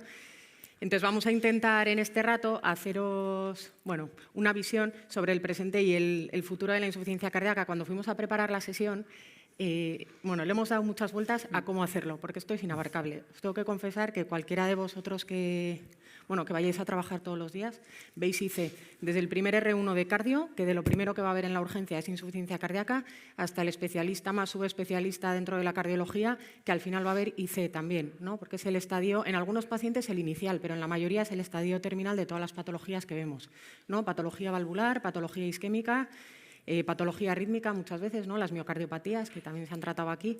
Entonces, yo creo que cualquiera de vosotros podría estar aquí arriba hablando de presente y futuro de su subespecialidad, ¿no? Y por concretar un poco el tema, es verdad que somos muchos, dentro del grupo de trabajo también somos muchos, y entonces hemos decidido que cada unidad dentro de nuestra zona, que somos 7 unidades acreditadas, ¿no? Pues nos plantee un reto o una cuestión que comentar. Entonces, pasa la primera diapositiva, Ainara. Entonces, vamos a empezar con el Hospital de Vitoria, ¿vale? El Hospital de Txagorritxu. Entonces, el primer tema que queríamos tratar era lo que ha supuesto para nosotros la reorganización de la asistencia en insuficiencia cardíaca, ¿no? En el año 2018, más o menos, se publicó un documento de la Sociedad Europea de Cardiología que ya hablaba de que teníamos que cambiar la estructura y la forma en la que estábamos organizados, ¿no? Establecían 3 niveles, un nivel comunitario o inicial de insuficiencia cardíaca, un nivel ya un poquito más especializado en centros sin trasplante y después ya la opción de los centros terciarios, ¿no? O centros avanzados que tenían posibilidad de trasplante o asistencias, ¿no? Y aquí te quería preguntar, Ainara, ¿no? ¿Tú qué les dirías al equipo de Vitoria, ¿no? Bueno, a ver, pues ya sabemos, ¿no?, que el desarrollo de las unidades de insuficiencia cardíaca ha conseguido mejorar el pronóstico de los pacientes, ¿no? Y los pacientes, una vez entran en programas de insuficiencia cardíaca, pues reducen sus hospitalizaciones, ¿no? y los ingresos y las descompensaciones por IC, ¿no? Y es verdad que en el País Vasco, las que en este sentido estamos muy bien porque tenemos 7 unidades de IC acreditadas, ¿no? Y si bien es verdad que sabemos hoy en día que nos quedamos un poco cortos, ¿no? Es decir, en las unidades de IC pues hoy en día se trabaja muy bien, los pacientes que acceden a esas unidades ven cómo mejora su pronóstico y reducen las hospitalizaciones, pero la tasa de eventos sigue siendo importante, ¿no? Y por eso debemos de encaminarnos más a que debemos de cambiarnos de esa consulta monográfica de insuficiencia cardíaca en la que están los cardiólogos trabajando en la consulta y con un hospital de día, ¿no? Debemos enfocarnos más en hacer rutas o programas de IC que abarquen a todos los pacientes de insuficiencia cardíaca de la organización, ¿no? Y en este sentido es verdad que pues bueno, tendrá sus detractores, ¿no? Pero en Euskadi se está trabajando en una ruta de atención al paciente con insuficiencia cardíaca en la cual no estamos solo los cardiólogos, sino que también están involucrados atención primaria, que es muy importante, los servicios de urgencias, porque es verdad que muchas veces los pacientes debutan, ¿no? Aparecen por los servicios de urgencias, y también es muy importante la labor de enfermería, ¿no? Entonces, es verdad que es difícil trabajar todos a una, porque pues bueno, somos diferentes y cada uno cree que sus necesidades quizás son las más importantes, pero bueno, pues siempre es muy importante ir todos a una para esta enfermedad si realmente queremos modificar el pronóstico y llegar a un número grande de pacientes, ¿no? Y una figura importante y que desde Osakidetza se le está dando mucha importancia y en esta ruta también tiene un papel importante son las EPACs o enfermeras gestoras de caso de prácticas avanzadas, ¿no? Porque es verdad que nos sirven un poquito de conexión, ¿no? Cuando el paciente va a urgencias y luego vuelve a primaria y no nos enteramos en cardiología de que ha ingresado, ¿no? Pues las EPACs pueden intensificar la atención al paciente en domicilio, que es donde en general el paciente quiere mantenerse, y sirven un poco para coordinarnos también, ¿no? entre los diferentes especialistas, ¿no? Es verdad que es difícil trabajar en conjunto cuando pues, venimos de entornos diferentes, ¿no? Pero sí que es verdad que es el futuro, ¿no? Si realmente queremos tener un impacto en los pacientes con insuficiencia cardíaca. Vale, bueno, buenos días. A mí me ha tocado pues bailar un poco con la más fea, ¿no? Porque yo tengo que hablar un poco de lo que yo veo, que cómo podemos mejorar estos 7 aspectos de los que vamos a hablar esta mañana, ¿no? Entonces, en cuanto al seguimiento en unidad de insuficiencia cardíaca, que ya se hace muy bien, yo qué es lo que veo que deberíamos mejorar, ¿no? Pues un poco la monitorización de esos pacientes de manera ambulatoria, ¿no? Pero no ambulatoria que venga el paciente, sino en casa y yo poder adelantarme un poco a la descompensación del paciente, ¿no? Y hoy día pues podemos hablar de dos tipos de dispositivos para poder mejorar esto, ¿no? Una parte es los dispositivos que ya están dentro del arsenal terapéutico de la insuficiencia cardíaca, como son los desfibriladores y la terapia de resincronización cardíaca, en la que tenemos muchos algoritmos, como podéis ver, y que diferentes dispositivos usan unos algoritmos, otros usan otros algoritmos, con el propósito de hacer unos scores de riesgos que nos adelanten a la descompensación de la insuficiencia cardíaca, ¿no? Y por otra parte tenemos pues, dispositivos específicos, dispositivos fundamentalmente hemodinámicos, que lo que intentan es hacer lo mismo, adelantarse un poquito a la descompensación por insuficiencia cardíaca. ¿Y sobre eso hay alguna evidencia? Pues sí la hay, ¿no? En el seguimiento del paciente basado en dispositivos ya estándares de insuficiencia cardíaca, el estudio inicial o Princeps fue el estudio Multisense. ¿Qué es lo que objetivó? Bueno, pues objetivó que unos algoritmos específicos dentro de los desfibriladores y terapias de resincronización cardíaca eran capaces de tener una sensibilidad para detectar un evento por insuficiencia cardíaca que estaba en torno al 70%, es decir, muy bueno, y además con unas tasas de alerta inexplicadas solo del 1,47 al año, ¿no? Pero ¿qué es lo importante de este estudio, creo yo? Es que teníamos tiempo de reaccionar, nos daba tiempo de reaccionar, porque la mediana de tiempo desde que tenemos la alerta hasta que hay una descompensación de insuficiencia cardíaca era en torno a los 34 días, es decir, no era una inmediatez que el paciente mañana se descompense y no me da tiempo de reaccionar, ¿no? Sino que teníamos un tiempo para hacer el seguimiento de estos pacientes, ¿no? Esto ya lo hemos hecho muchos de vosotros y hemos participado en este registro, en el que hemos hecho unos algoritmos centrados en pacientes con estos dispositivos y hemos visto que de una manera significativa mejoramos la hospitalización y también las visitas de los pacientes con insuficiencia cardíaca. O sea que esto parece que funciona no solo en los ensayos clínicos, sino en la vida real, ¿no? Y todavía pues hay muy pocos casos en nuestro entorno, ¿no? Que se estén haciendo, ¿no? Y desde el punto de vista de dispositivos específicos, pues el que más estudios tiene es el estudio CardioMEMS, ¿no? El estudio CardioMEMS es el dispositivo CardioMEMS es un dispositivo que se mete en una rama de la arteria pulmonar y me está midiendo continuamente la presión arterial sistólica, diastólica y media de la presión pulmonar. Y eso nos está dando unas gráficas en las que vemos el estado hemodinámico del paciente, ¿no? Eso en los estudios, en el estudio principal, lo que se vio es que mejoraba la mortalidad y los ingresos por insuficiencia cardíaca, es decir, que era un seguimiento, un tratamiento muy espectacular, ¿no? Pero además era bueno tanto en pacientes con insuficiencia cardíaca con fracción de eyección reducida como preservada, ¿no? Bueno, y eso es un poquito lo que yo veo que se puede mejorar en un futuro con respecto a lo que son el seguimiento de los pacientes en unidad de insuficiencia cardíaca. Probablemente no a todos los pacientes, pero hay pacientes, los que hospitalizan mucho, los que se descompensan mucho, que además no son susceptibles de terapias avanzadas, pues esos pacientes se podrían beneficiar de este seguimiento, ¿no? Eso es.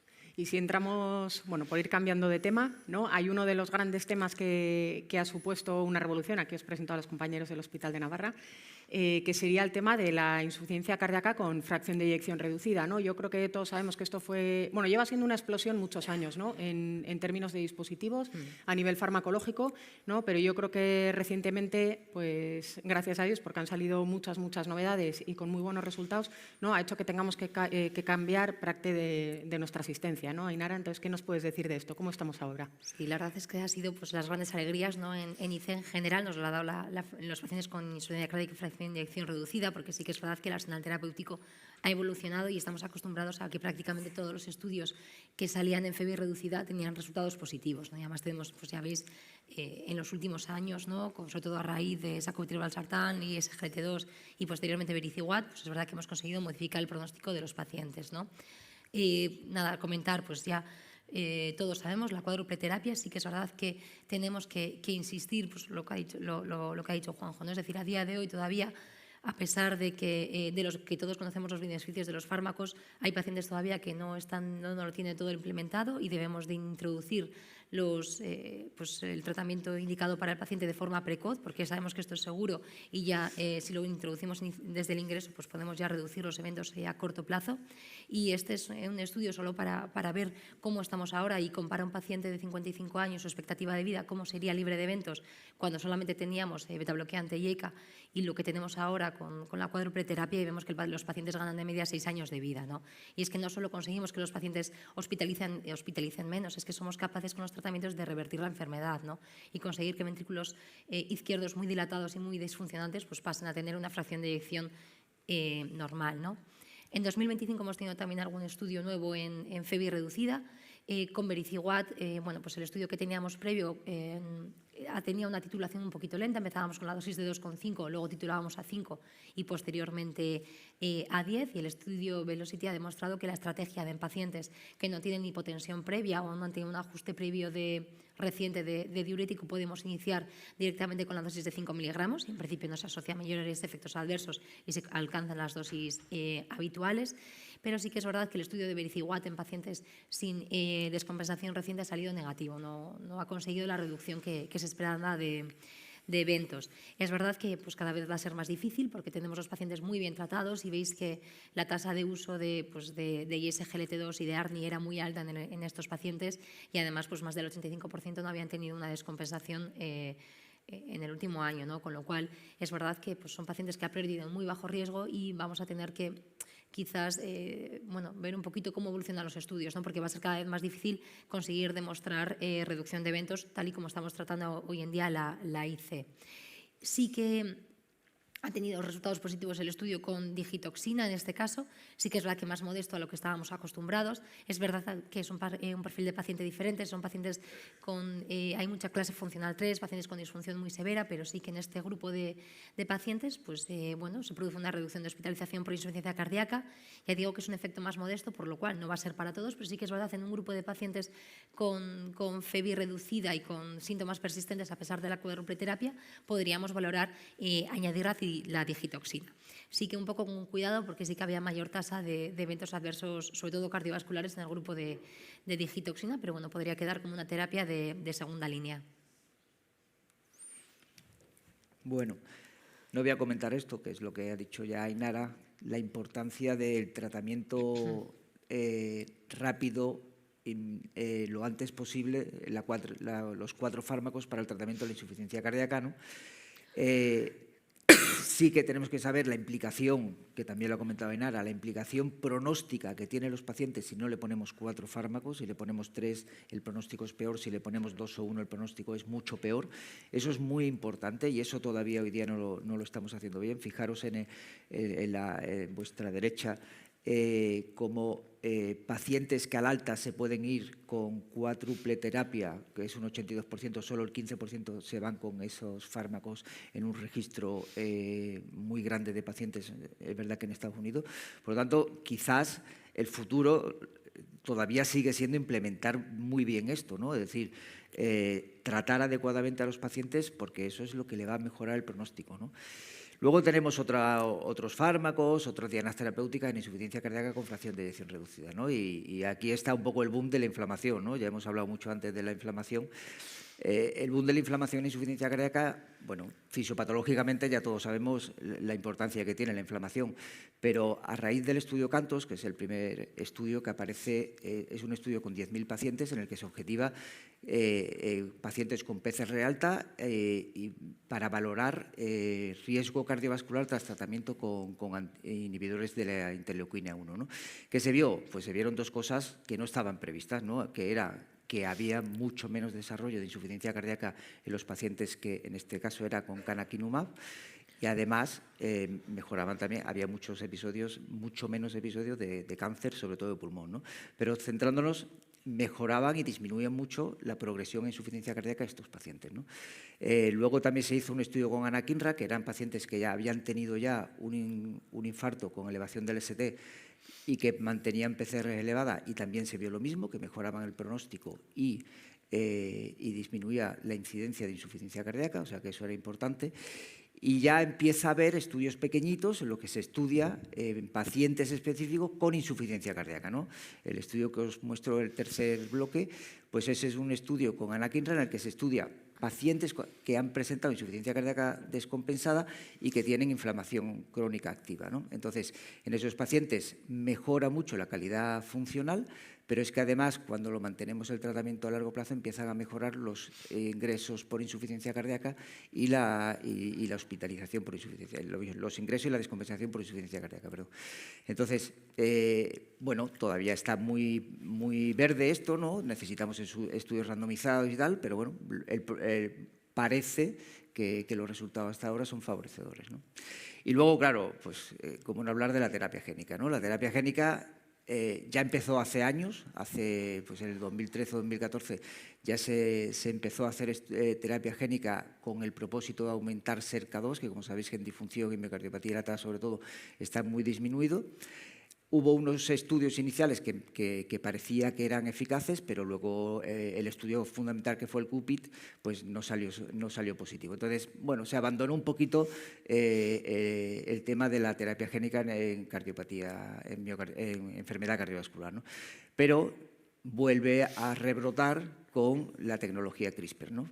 En la que ya se hace edición genética de mutaciones específicas, ¿no? Entonces, el primer estudio, bueno, lo comentaremos un poquito en humanos, es con amiloidosis, luego lo comentaremos un poco, pero que sepáis que ya se están empezando a hacer estudios pues, con mutaciones de lamina, con mutaciones de miocardiopatía hipertrófica, de tidritina, es decir, empieza a haber los primeros ensayos fase 1, hasta ahora ha sido preclínico todo, pero empieza a haber los primeros ensayos fase 1 con esta terapia, ¿no? Y por último, pues el famoso síndrome cardiorrenal, ¿no? Es decir, el tratamiento de la congestión, pues también hay cosas nuevas. Yo creo que volverá, como ha pasado con la digoxina, volverán diuréticos, creo yo. Yo creo que los inhibidores de la vasopresina y algunos otros todavía creo que tienen un buen escaparate en los pacientes con insuficiencia cardíaca, aunque el estudio salió negativo, pero se están desarrollando, pues, sobre todo dispositivos. Hoy día, si no hay dispositivos, no vendemos, dispositivos en el síndrome cardiorrenal y en el tratamiento de la descongestión, ¿no? Pues tenemos desde dispositivos directos, cosas tan curiosas como una manta eléctrica, porque eso es una manta eléctrica que lo que hace y te vende es que consigue hacer balances negativos de hasta 250 mililitros a la hora, ¿vale? Hasta sistemas de monitorización automática para, de manera automática, decir más diurético, menos diurético, más suero, menos suero, ¿no? Y luego, de manera indirecta, pues se están creando unos dispositivos, fundamentalmente hay venosos, que lo que hacen es intentar disminuir la presión venosa a nivel renal, arteriales para mejorar la perfusión renal y puramente urinarios para aumentar la filtración renal, ¿no? Un poco eso es lo que hay en torno a la insuficiencia cardíaca con fracción de eyección reducida, ¿no? Es verdad que después también de todos los avances que ha habido en la ICE con FEBI reducida, no siempre nos queda el patito feo de la preservada. Y he querido empezar con esto porque después de unos cuantos años de estudios que no llevaban a nada o que tenían resultados neutros o que no encontrábamos nada, en los últimos años ha sido una revolución también, ¿no? Que es un poco lo que enseña el diagrama este. Sí, a ver, es verdad que el algoritmo, ¿no?, de tratamiento de la FEBI preservada de las guías es este, que es verdad que es muy cortito, ¿no? Diuréticos y SGLT2 para todos. Y luego sí que quizás lo más importante es la última, ¿no?, el último cuadradito, ¿no?, de tratamiento de la comorbilidad y un estudio etiológico, ¿no?, de la causa de la ICFEBI preservada. Entonces, dentro de la comorbilidad, decir que la obesidad, que clásicamente se ha considerado una comorbilidad, hoy en día sabemos que en realidad tiene mucho que ver con la etiopatogenia de la insuficiencia cardíaca y con FEBI preservada, ¿no? Y que ese tejido adiposo excesivo y disfuncionante segrega, ¿no?, una serie de factores proinflamatorios que favorecen la aterosclerosis, pero también a nivel renal, la disfunción renal, ¿no? Y no es una comorbilidad más, ¿no? Y de hecho, pues los tratamientos van por ahí, ¿no? Y en cuanto al estudio etiológico, el gran paradigma es la amiloidosis, ¿no?, de ser una enfermedad prácticamente, ¿no?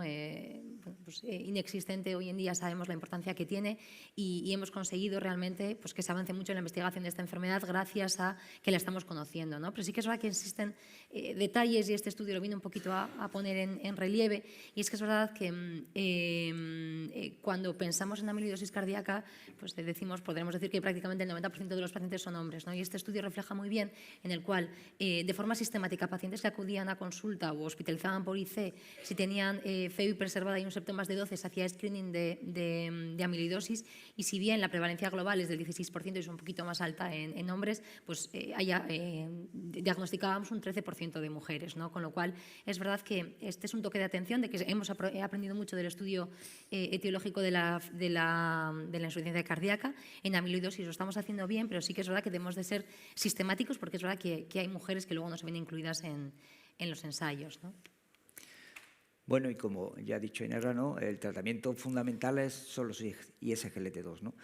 ¿Habrá algo más aparte de ISGLT2? Bueno, pues parece que finerenona, ¿no? No sé si, como dijo Cris, va a haber una nueva guía de insuficiencia cardíaca. Ella, como lo sabe todo antes que nosotros, pues supongo que será verdad.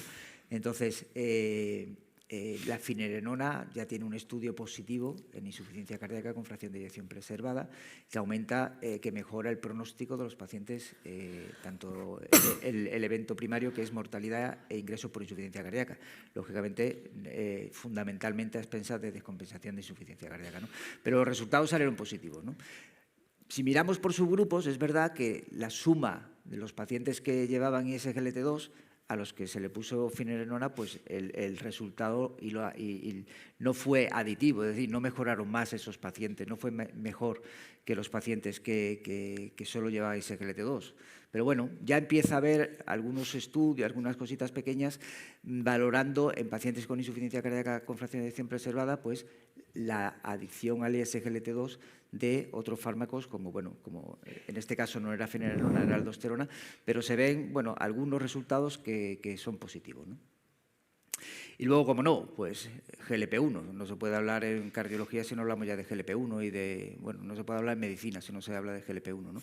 Entonces, en pacientes con insuficiencia cardíaca con fracción de eyección preservada y índice de masa corporal mayor de 30, pues parece que esos pacientes se benefician del tratamiento con GLP-1 y en términos de mortalidad y de eventos cardiovasculares, no solo en calidad de vida, que también, ¿no? Entonces, es otro fármaco que en esta población específica puede entrar dentro de las guías, pero también es verdad que queda mucho por saber, ¿no? Es decir, aquí se habla mucho del papel de la inflamación y la tirzepatida como el papel de la inflamación disminuía mucho la inflamación en estos pacientes. Tendremos que ver por qué mejoran esos pacientes o simplemente es por la bajada de peso. Yo creo que tendremos que ver si en pacientes sin obesidad, dosis baja, también tiene efecto. En pacientes con insuficiencia cardíaca con fracción de eyección preservada, eso no está estudiado, y luego también tendremos que ver si en insuficiencia cardíaca con fracción de eyección reducida, sobre todo por la teoría de que la obesidad es factor protector en insuficiencia cardíaca con fracción de eyección reducida, ¿no? Pero todo se verá, ¿no? En la amiloidosis cardíaca compartimos un poco porque es verdad que hay mucha investigación, pero ya tenemos tratamientos disponibles. Sabéis que podemos actuar a diferentes niveles. Lo que podemos ofrecer hoy a nuestros pacientes es la estabilización con tafamidis y pues ya se han presentado estudios a muy largo plazo con 5 años de seguimiento en el cual el beneficio es significativo. Tendremos dentro de poco también acoramidis, otro estabilizador, y el primer silenciador que ha demostrado un resultado beneficioso en pacientes con amiloidosis es el vutrisiran, y pues además tuvimos la suerte de participar y muchos otros hospitales nos derivasteis centros, porque hay pacientes de Donosti, de San Eloy, de Txagorritxu, de Galdakao, ¿no? Y pues quizás pronto también podamos elegir, ¿no?, cuál es el tratamiento que mejor se adapta al perfil clínico de nuestro paciente, ¿no? Sí, y nuevos fármacos están apareciendo, ¿no? Es decir, tenemos ya fármacos supresores de la transtirretina. Ainara ha comentado los que ya están aprobados, que son los estabilizadores de la transtirretina, pero ahora tenemos ya fármacos supresores, ¿no? Que, por 3 mecanismos, pues 3 técnicas fundamentales, como son tratamiento basado en RNA de interferencia o oligonucleótidos antisentido o CRISPR, que es el primer estudio que se hizo, ¿no? Pues ya tenemos diferentes fármacos para suprimir la formación de trastirretina, ¿no? Fundamentalmente, los que están más avanzados en estos fármacos supresores son el patisiran y el vutrisiran. El patisiran es verdad que se ha hecho ya en miocardiopatía por trastirretina, pero el objetivo primario no fue mortalidad e ingresos por insuficiencia cardíaca, ¿no? Entonces, por eso se ha quedado un poquito más retrasado, pero el vutrisiran sí que los resultados en cardiopatía fueron muy buenos y yo creo que ya está aprobado por la EMA, si no recuerdo mal, ¿no? Y luego, en el otro lado del escenario están los anticuerpos, ¿no? Es decir, bueno, ya tenemos la fibra depositada o infiltrada, vamos a ver si los anticuerpos específicos de la TTR pueden mejorar el pronóstico de estos pacientes, ¿no? Y hay 2 estudios, los 2 ya han terminado el reclutamiento y están en fase de seguimiento para ver cuál es el beneficio de estos anticuerpos, ¿no? Y cambiando un poco de tema, aquí nos vamos a apoyar en la unidad de IC de Galdakao, que probablemente son los que tienen la suerte de poder ver IC y además dispositivos a la vez en una misma consulta, ¿no? Y un poco lo que vamos a plantear es el tema de la estimulación y los desfibriladores, ¿no? A día de hoy, ¿cómo está?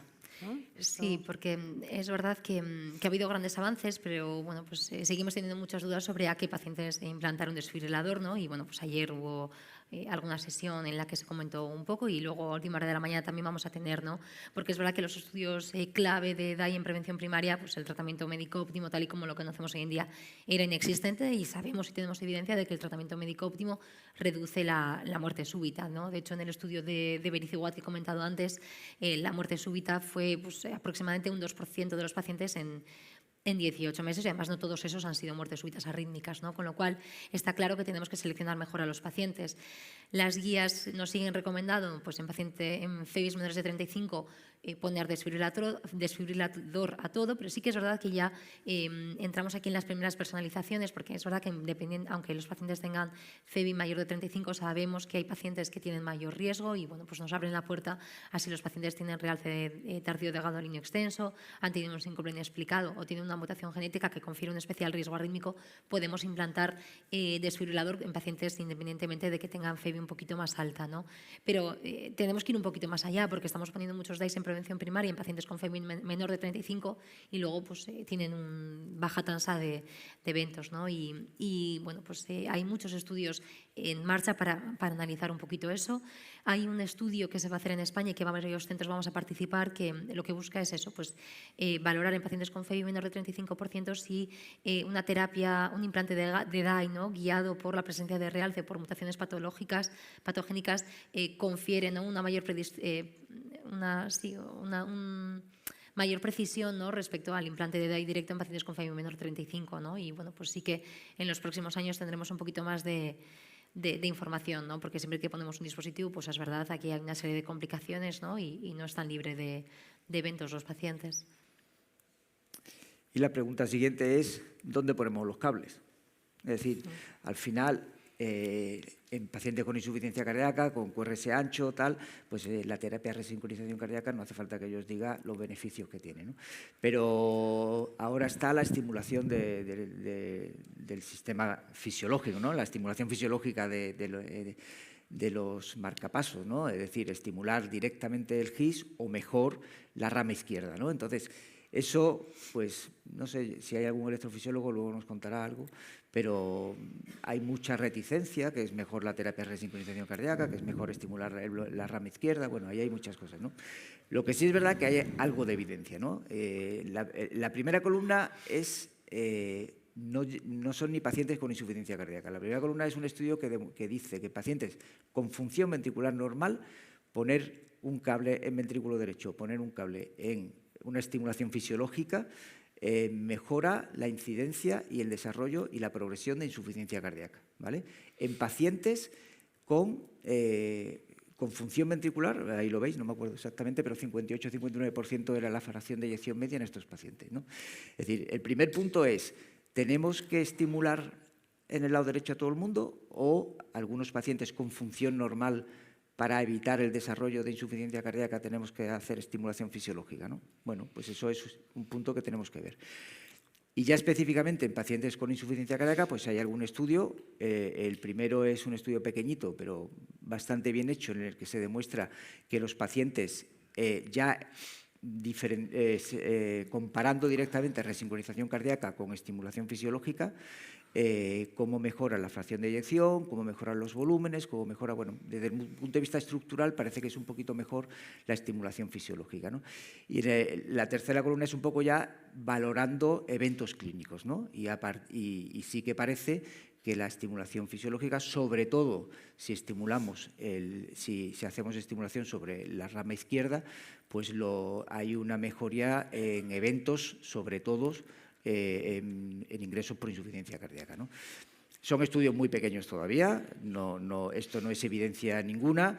Hay algún metaanálisis, ¿no? Perdón. Me estoy yendo no sé dónde. Sí. Hay algún metaanálisis cogiendo todos estos estudios pequeñitos, y lo que parece en los resultados de estos metaanálisis es que en cuanto a fracción, desde un punto de vista estructural, parece que la estimulación fisiológica es mejor en cuanto a fracción de eyección, volumen telesistólico, pero no hay evidencia ni que en hospitalización por insuficiencia cardíaca ni en mortalidad sea mejor todavía, al menos, la estimulación fisiológica con respecto a la terapia de resincronización cardíaca, ¿no? Y bueno, ya lo hemos anticipado un poco, ¿no? Pero yo os recomiendo, hay un artículo del JAC del año pasado, ¿no?, que habla bueno, hace como una revisión de lo que sería el tratamiento médico óptimo de los pacientes con IC, y dentro del tratamiento médico óptimo de los enfermos que tienen IC avanzada y nos vamos a plantear medidas extra, incluye el intervencionismo, ¿no? Que yo creo que esto es un temazo, sinceramente, ¿no?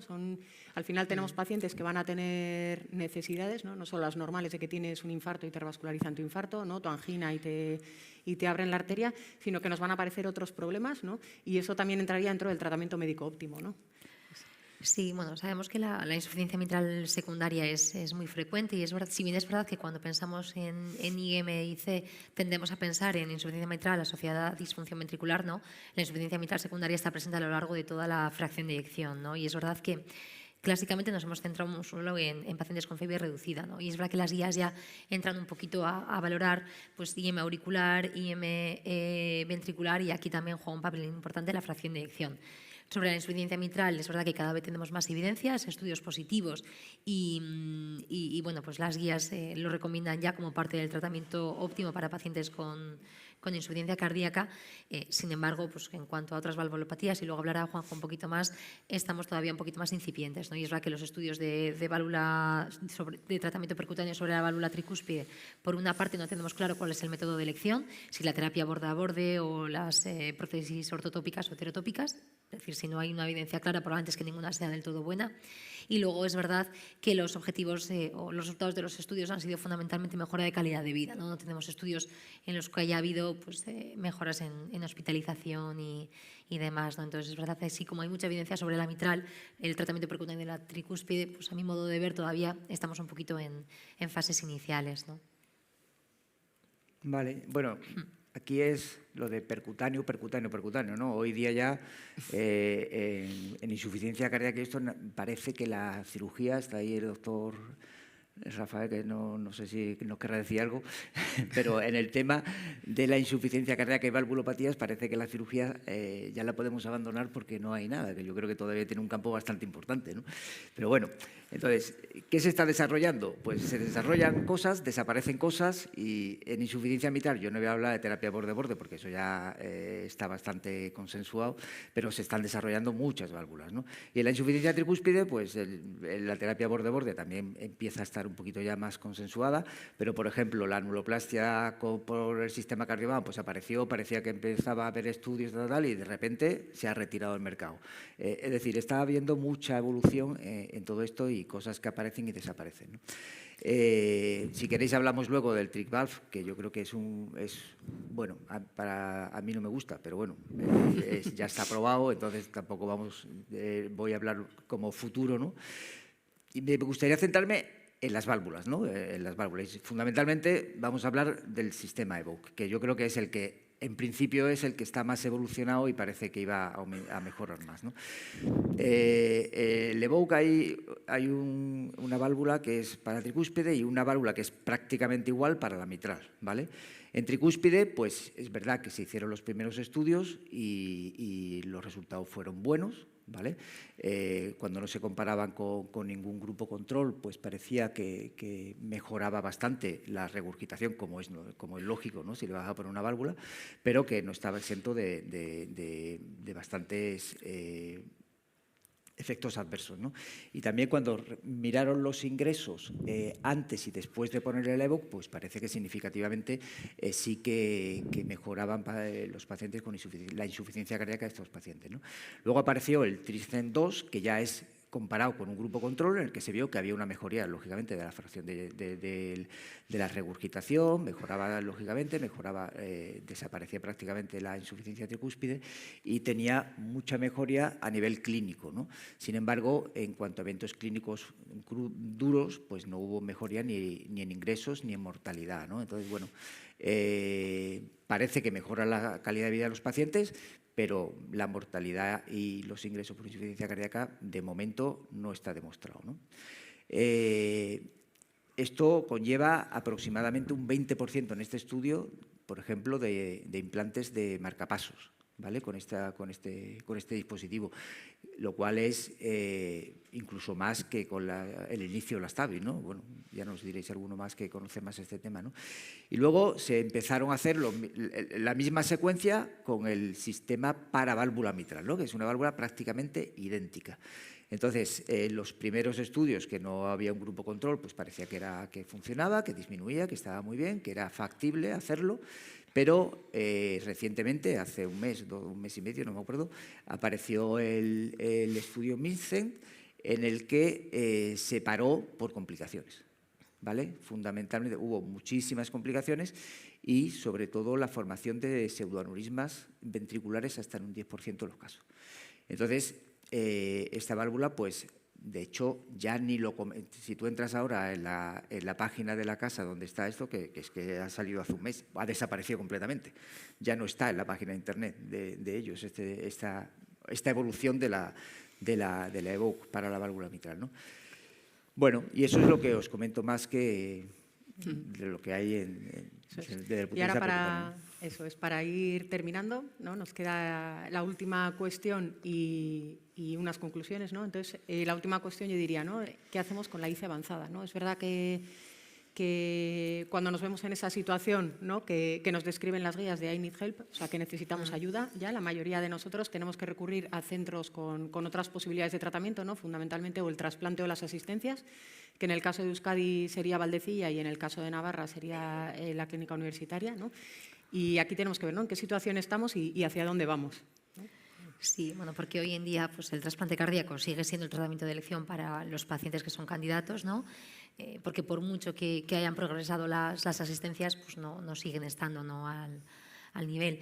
Entonces, es verdad que aquí, por una parte, tenemos grandes alegrías, porque es verdad que el número de trasplantes que se están haciendo al año va aumentando, ¿no? Y veis cómo pues, en los últimos 4 o 5 años han ido subiendo y prácticamente son datos del año pasado, del 2024, estamos en número de trasplantes anuales similar a los que se hacían en los años 80, cuando la mayoría de las víctimas procedían de accidentes de tráfico, ¿no? Es decir, aquí está habiendo un gran avance y sobre todo es porque se está haciendo mucha donación en asistolia, ¿no? Ya pues, cerca del 30% de los trasplantes que se hacen hoy en día vienen de donaciones en asistolia y esto pues, ha sido una oportunidad importante y está haciendo crecer el número de trasplantes que podemos hacer, ¿no? La contrapartida es que cada vez hacemos más trasplante urgente, ¿no? Y prácticamente la mitad de los trasplantes que se hacen hoy en día son urgentes y sigue habiendo pues, muchos de esos trasplantes que son con ECMO. Bien, es verdad que los resultados siguen siendo buenos y una vez se trasplanta el pronóstico de los pacientes va mejorando con los años, ¿no? Y en la fila de arriba veis como la supervivencia pues, ha ido mejorando en las últimas décadas, pero es verdad que los que vemos consulta de insuficiencia cardíaca en un centro no trasplantador vemos como la lista se está eternizando y es verdad pues, que los pacientes cada vez llegan a trasplante, a mi modo de ver, en peores condiciones, ¿no?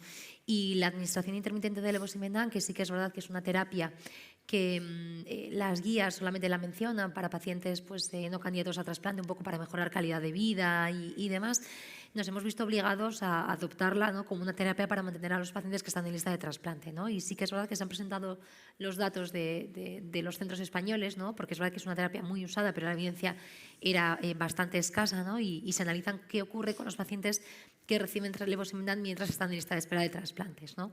Y aquí hay como varias ideas, el estudio es interesante, pero hay varias ideas claras, y es que pues, un 25% de los pacientes aproximadamente reciben levosimendan mientras están en lista de espera de trasplantes.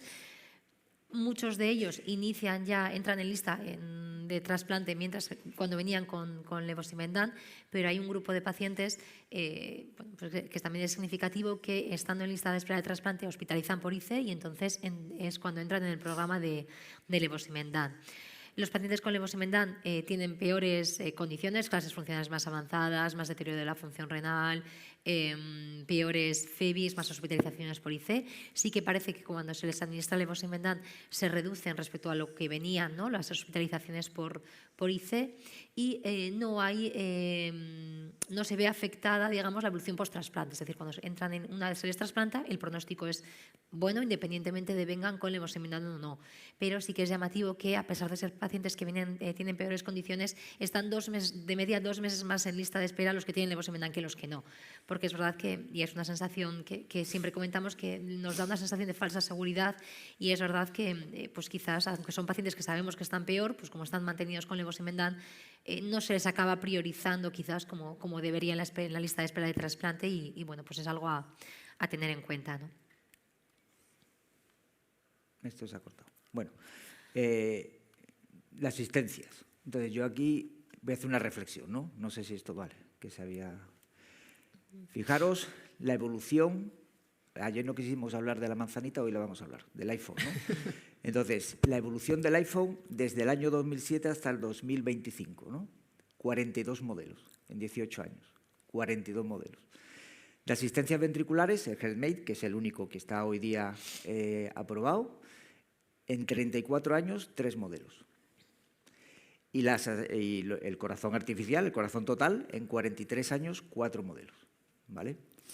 Y en esto, y esto es completamente personal, es una apreciación personal, sigo pensando, y alguien me va a pegar hoy, que las asistencias ventriculares hoy son arcaicas. Al final no deja de ser mangueras. Saco sangre por un lado y meto por otro. Es decir, no hace otra cosa una asistencia ventricular. Estamos hablando de desfibriladores que te controlan hasta la ortopnea que tiene el paciente, algoritmos, no sé qué, y tengo unos dispositivos que sí, que tecnológicamente, que sí magnéticos, que sí no sé qué, pero saca sangre por un lado y lo mete por otro. Entonces, me parece que la evolución de las asistencias ventriculares, por tema económico, por lo que queráis, pues no está siendo lo ideal para los pacientes con insuficiencia cardíaca terminal, ¿no? Bueno, hay muchos dispositivos que se están ensayando, desde asistencias ventriculares, y también se están ensayando corazones totales, ¿no? Actualmente solo tenemos un dispositivo de asistencia ventricular.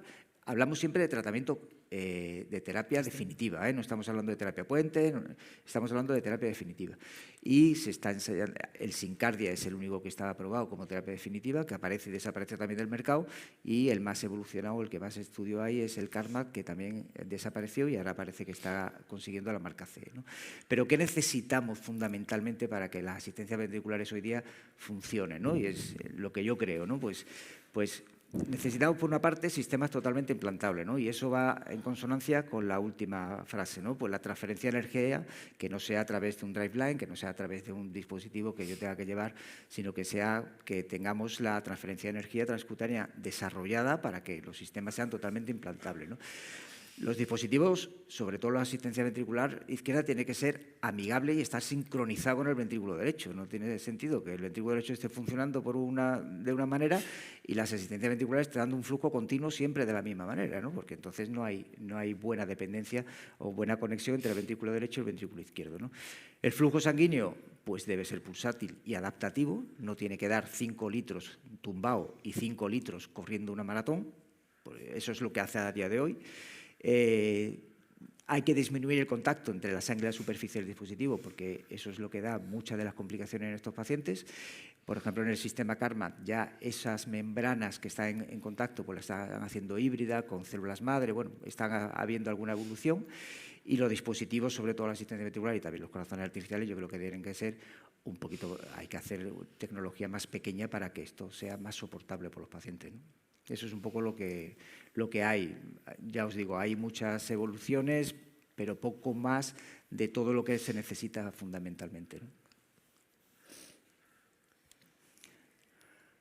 Y ya pues queda la pregunta que hacemos desde mi centro, ¿no? ¿Cómo lo vemos, ¿no? ¿Cómo vemos un poco el futuro y qué es lo que nos hace falta, ¿no? Entonces, pasa a la siguiente, Ainara. Yo os quería resumir, solo voy a poner esta diapositiva, ¿vale? Esto, las que estuvisteis en el Congreso Europeo de Insuficiencia Cardíaca el año pasado, y lo he citado, la verdad que me pareció magistral. Esta es una foto que estamos todos acostumbrados, ¿no? Y creo que a veces con la IC nos está pasando un poco esto. O sea, tenemos un zapato que es rígido, que consiste en poner, y estamos metiendo fenotipos de pacientes todos en un mismo cajón y muy forzados, ¿no? Entonces, yo creo que el futuro probablemente pase por personalizar la medicina, ¿no? Personalizar tanto las técnicas diagnósticas, que ahora mismo es una pasada lo que tenemos, o sea, a nivel genético, a nivel de imagen, ¿no? Juanjo comentaba el iPhone, pero digo, bueno, el iPhone, los teléfonos, los relojes, los ecógrafos nuestros mismos, ¿no? Que es que el otro día miré de qué año era, que yo no lo sabía, de qué año era el primer electro, y es de 1924, ¿no? Se han pasado 101 años solo, y hemos pasado de hacer un electro metiendo los pies en un balde de agua, ¿no? A tener todo lo que tenemos ahora solo en 100 años. Entonces, probablemente lo que nos venga encima en muy poquito tiempo, ¿no? sea maravilloso, ¿no? O el primer cateterismo que lo hizo un urólogo, que se ganó el premio Nobel, pero fue un urólogo, ¿no? Y pues tenemos que pensar, ¿no? ¿Qué pacientes tenemos? ¿Qué necesidades van a tener? ¿No? Tanto diagnósticas como de tratamiento, y adecuarles de verdad lo que vaya saliendo, y mejorar mucho más el perfil de paciente, ¿no? Con todo. Y ya pasa la última, ¿no? Y esto sí que ya es la última diapositiva, ¿no? Os quería dar gracias, bueno, a todos. Aquí os pongo a todos los miembros, incluyendo la enfermería, ¿no? de las unidades de IC de nuestra zona, pero bueno, es verdad que también os queríamos dar las gracias a todos, ¿no? Porque al final todos estamos viendo enfermos con IC todos los días, y bueno, esto es un trabajo en equipo, ¿no? Así que es que ricasco.